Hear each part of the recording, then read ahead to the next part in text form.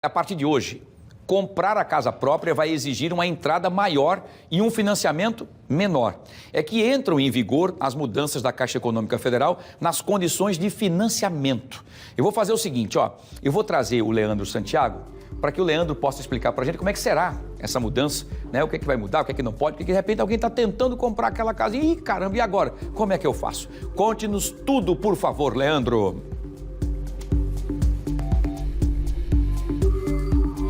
Pois é, né, Wilson? O sonho da casa própria, o sonho de 10 entre 10 brasileiros, só que a partir de hoje vai ter que desembolsar um pouquinho mais e o financiamento agora vai ser um pouquinho menor. Para falar sobre isso, eu estou aqui com o Antônio Lima, advogado, que vai ter mais detalhes para a gente. Antônio, boa tarde. Vamos falar primeiro do financiamento, da entrada. A entrada vai ter que ser um pouquinho maior. Como é que era, como é que vai ser a partir de agora? Boa tarde, Wilson, boa tarde a todos. Realmente, agora a coisa estreitou mais e ficou mais oneroso para o consumidor, para aquela pessoa que deseja fazer a aquisição da casa própria. A gente tem que ter em mente que a maioria das pessoas sempre fazem a aquisição do seu imóvel via financiamento imobiliário. E agora ele vai ter que, no mínimo, desembolsar 30%, já que a instituição financeira Caixa Econômica Federal, a partir de hoje, vai financiar apenas 70% de um valor. Então, por exemplo, considerando um imóvel de R$300 mil, ele vai ter que desembolsar R$90 mil, a depender logo do sistema de amortização. Isso nós estamos falando do sistema de amortização constante, pois caso ele pretenda seguir para um sistema Price, ou seja, o sistema de amortização da tabela Price, ele terá que desembolsar um valor maior, ou seja, ele vai ter que desembolsar 50% desse valor. Então, num financiamento, num imóvel de 300 mil, se ele escolher a tabela Price, ele vai financiar 150 e desembolsar 150 mil de imediato.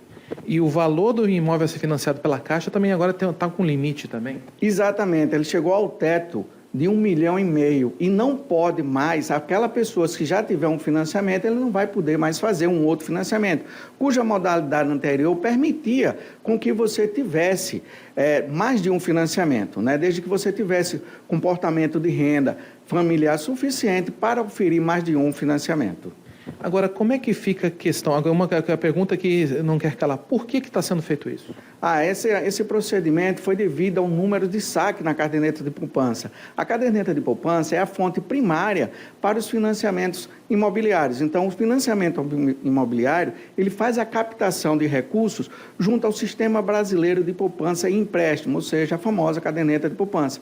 Então, como o aporte mensal da caderneta de poupança se tornou menor do que o número de saque, foi tomada essa providência para que se diminua também a quantidade de financiamento a ser concedido. Temos que levar em conta que o valor ficou muito pesado para o consumidor, porque não está só envolvido a entrada. Ele tem que ter em mente que ele vai ter que ter a questão do imposto, a questão do registro. Então, tudo isso são custas materiais. Se for levar em conta também para imóvel usado, ele ainda tem que pagar para a instituição bancária a taxa de avaliação, ou seja, a carga financeira para se ingressar hoje no financiamento imobiliário está muito pesada. Nesse caso, com essas condições que são mostradas, dá uma olhada nos bancos particulares, pode ser uma alternativa?